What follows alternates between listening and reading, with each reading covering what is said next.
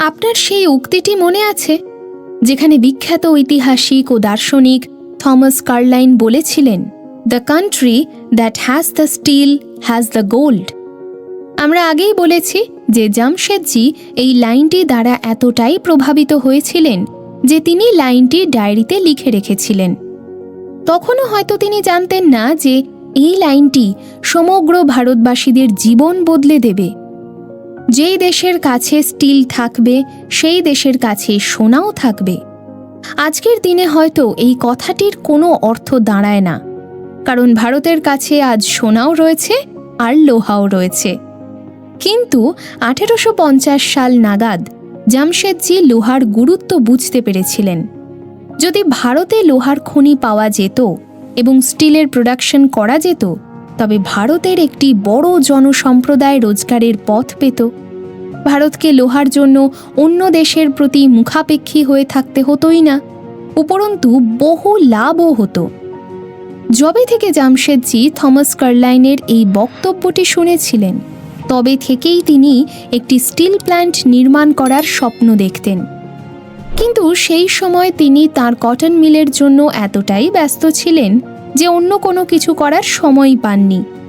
কিন্তু পরবর্তীতে সেই স্বপ্ন তার জেদে পরিণত হয়ে গিয়েছিল। আজ আমরা তার সেই দ্বিতীয় স্বপ্ন স্টিল প্ল্যান্ট অর্থাৎ টাটা স্টিলকে নিয়েই কথা বলবো। জামশেদজি নিজের অভিজ্ঞতার দ্বারা বুঝতে পেরেছিলেন যে একটি দেশ তখনই উন্নতি করবে যখন সেই দেশ আয়রন এবং স্টিলের ক্ষেত্রে কাজ করবে। এই বিষয়টি সবসময় তার মাথায় ছিল। কিন্তু স্টিল বানানো তো কোনো সহজ ব্যাপার নয় যে কারখানা তৈরি করে দিলাম আর স্টিলের প্রোডাকশন শুরু হয়ে গেল।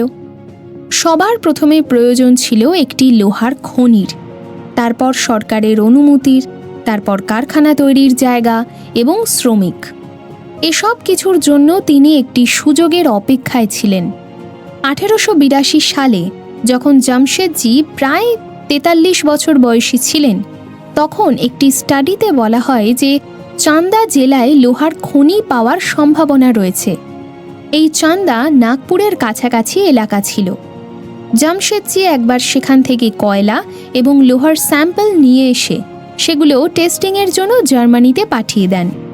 যখন টেস্টিংয়ের রেজাল্ট এলো, তখন জানা গেল যে সেখানে কয়লার খনি হওয়া তো অসম্ভব, এবং তখন যে সমস্ত প্রযুক্তি ব্যবহার করা হতো তার মাধ্যমে এটাও জানা গেল যে সেখানে লোহার গুণমান খুব একটা ভালো নয়, যার দ্বারা লোহার কারখানা শুরু করা যায়। কিন্তু জামশেদজি তবুও চেষ্টা করে যাচ্ছিলেন। তবে একটি খনি তৈরি করার জন্য ব্রিটিশ সরকারের যে সকল নিয়ম ছিল তা একটু বেশি কঠোর এবং নিরাশাজনক ছিল। তাই সময়ের জন্য ব্যাপারটাকে স্থগিত রাখলেও আগামী 17 বছর ধরে তিনি ভারতের বিভিন্ন জায়গায় লোহার খনি খুঁজতে থাকলেন। এই কাজের জন্য তিনি নিজের পুত্র দোরাবজি এবং আরও কিছু বিশেষজ্ঞদের নিয়োগ করেছিলেন। তাদের বহু খোঁজের পরেও যখন বিশেষ কিছু পাওয়া গেল না, তখন 1898 সালে নাগাদ জামশেদজি আমেরিকার পিটসবার্গে গেলেন। সেখানে তিনি স্টিল ইন্ডাস্ট্রির বিখ্যাত ব্যক্তিত্ব আমেরিকান ইঞ্জিনিয়ার জুলিয়ান কেনেডির সঙ্গে কথা বলেন। তিনি তাকে ভারতে লোহার খনি তৈরি করার ব্যাপারে জানান এবং নিজের সমস্ত পরিকল্পনা ও রিসার্চের ব্যাপারেও পুঙ্খানুপুঙ্খ বর্ণনা করেন।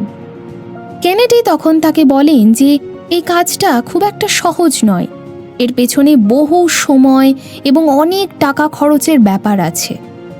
জামশেদজি তাকে এই বলে আশ্বস্ত করেন যে খরচার ব্যাপারে এবং সময়ের ব্যাপারে চিন্তা না করতে, শুধুমাত্র ভারতে একটি লোহার খনির সন্ধান দিতে।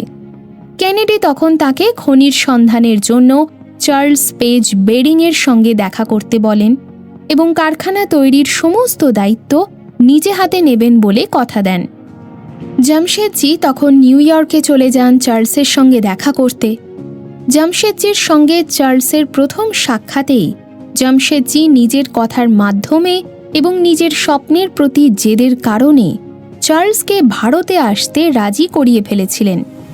তিনি চার্লসকে বলেছিলেন যাতে চার্লস ভারতে এসে লোহার খনির সন্ধান করে এবং সে যেখানে বলবে জুলিয়ান সেখানেই লোহার কারখানা তৈরি করবে। তিনি এও বলেছিলেন যে টাকার চিন্তা না করতে, কারণ তিনি চান শুধু তার দেশের অগ্রগতি, তার দেশের উন্নতি, এবং তার জন্য তিনি সমস্ত ধরনের আর্থিক সহায়তা থেকে শুরু করে বাকি যা যা কিছু প্রয়োজন সবটাই করতে প্রস্তুত। এর উত্তরে চার্লস শুধুমাত্র বলেছিলেন যে হ্যাঁ, আমি ইন্ডিয়াতে আসব। কারণ জামশেদজির দেশভক্তি এবং তার চোখে স্বপ্ন পূরণের যে লক্ষ্য তিনি দেখেছিলেন তাকে তিনি মানা করতে পারেননি। চার্লস যখন নিজের অ্যাসিস্ট্যান্টকে ভারতে পাঠালেন, ততদিনে জামশেদজির বেশ অনেকটাই বয়স হয়ে গিয়েছিল এবং তার অসুস্থতার জন্য তার ছেলে দোরাবজি এবং আরও অন্যান্যরা মিলে চার্লসের অ্যাসিস্ট্যান্টের সঙ্গে ভারতের বিভিন্ন গ্রামে ও অন্যান্য অঞ্চলে লোহার খনির খোঁজ করতে শুরু করলেন।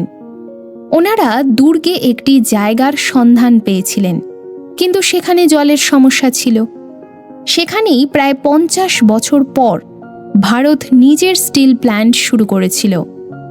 দোরাবজি বিভিন্ন জায়গায় লোহার খনির খোঁজ পাচ্ছিলেন ঠিকই, কিন্তু প্রত্যেকবারই কিছু না কিছু সমস্যা এসে পড়ায় সেই জায়গাটিকে বাদ দিতে হচ্ছিল।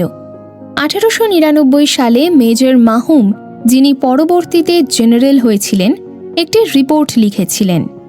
সেখানে লেখা ছিল যে এখন ভারত লোহার উদ্যোগে কাজ করার জন্য একদম তৈরি, এবং এটাও বলেছিলেন যে চান্দা ও মাদ্রাসের মাঝামাঝি সেলেম জেলাতে লোহা প্রাপ্তির সম্ভাবনা রয়েছে। অপরদিকে দ্বিতীয় বিশ্বযুদ্ধ প্রায় শুরুর সম্মুখে ছিল, যার জন্য ব্রিটিশ সরকারের বিভিন্ন লোহার অস্ত্র যেমন ট্যাঙ্ক, বন্দুক ইত্যাদির প্রয়োজন ছিল, যার জন্য যত তাড়াতাড়ি সম্ভব লোহার উৎপাদন শুরু করার দরকার ছিল। এবং এই জন্যই ব্রিটিশ সরকার লোহার খনির লাইসেন্সের সমস্ত নিয়মগুলোকে সরিয়ে লাইসেন্স তৈরি করার প্রক্রিয়াটিকে সহজ করে দিয়েছিল। যখনই ব্রিটিশ সরকার খনির জন্য নিয়ম সহজ করে দিল, তখনই জামশেদজি সব ধরনের খনি তৈরির লাইসেন্স বানিয়ে নিয়েছিলেন। 1920 সাল নাগাদ জামশেদজি আমেরিকা গিয়েছিলেন। তিনি দেখতে চেয়েছিলেন আমেরিকায় লোহার কারখানায় কাজ কিভাবে হয়। এই সময় তিনি তার ছেলে দোরাবজির সঙ্গে চিঠির মাধ্যমে কথাবার্তা বলতেন। আমেরিকার কারখানায় কাজের পদ্ধতির দ্বারা তিনি অত্যন্ত প্রভাবিত হয়েছিলেন বটে, কিন্তু সেখানে কিছু ফাঁকও তার নজরে এসেছিল। জামশেদজি শুধুমাত্র একটি কারখানা নয়, বরং একটি টাউনশিপও বানাতে চেয়েছিলেন। তখন তিনি দোরাবজিকে একটি চিঠিতে বলেন যে আমেরিকায় স্টিল প্ল্যান্টের কাজ খুবই আধুনিক পদ্ধতিতে হয়, কিন্তু এতে কিছু ফাঁক রয়েছে যা তিনি নিজেদের স্টিল প্ল্যান্টে যাতে না হয় সেই সম্বন্ধে সাবধানতা অবলম্বন করতে চান। তাই যখনই স্টিল প্ল্যান্ট বানানো হবে, তখন যেন সমস্ত ধরনের ট্রান্সপোর্টের জন্য রাস্তা বড় এবং মজবুত করা হয়। রাস্তার দুদিকে এমন গাছ লাগাতে হবে যারা দ্রুত বড় হয়ে ছায়াও দিতে পারে। এর পাশাপাশি স্কুল, খেলার মাঠ, মন্দির, মসজিদ, গুরুদ্বারা ও চার্চের জন্য যাতে জমি থাকে সেই বিষয়েও খেয়াল রাখতে হবে। 1944 সালে ফরচুন পত্রিকায় এই চিঠিটি ছাপা হয়েছিল। এই চিঠির দ্বারা প্রমাণিত হয় যে জামশেদজি যেমন পরিবেশপ্রেমী ছিলেন, তেমনি তিনি সমস্ত ধর্মকে সম্মান করতেন এবং কাজের পাশাপাশি খেলার দিকটাও সমর্থন করতেন। 1904 সালের 19শে মে তার মৃত্যু হলেও তার স্বপ্ন আজ সত্যি হয়ে জামশেদপুর হিসেবে দাঁড়িয়ে আছে। জামশেদজির মৃত্যুর পর দোরাবজি সেই সমস্ত কিছু করেছিলেন যা তিনি চেয়েছিলেন। অবশেষে চার্লস এবং দোরাবজি সফলতার মুখ দেখেন। সাকচি নামের একটি গ্রামে সব সুবিধা অনুযায়ী একটি লোহার খনির সন্ধান মেলে, যেখানে টাটা স্টিলের ভিত তৈরি হয়েছিল। সেখান থেকে 5 কিলোমিটার দূরে হাওড়াগামী রেলপথ ছিল, যার নাম প্রথমে ছিল কালীমাটি। সেই সময় তৈরি করা হয়েছিল ছোট্ট কালীমাটি স্টেশন, যা বর্তমানে টাটানগর স্টেশন নামে পরিচিত। সেখানকার শ্রমিকদের জন্য তৈরি টাউনশিপ বর্তমানে একটি শহরে রূপান্তরিত হয়েছে, যাকে জামশেদপুর নামে সবাই চেনে। এই স্বপ্ন তো পূরণ হয়ে গেল, কিন্তু তার তৃতীয় স্বপ্ন অর্থাৎ পাওয়ার প্ল্যান্টের স্বপ্ন পূরণ হয়েছিল কি? জানাবো পরবর্তী পর্বে।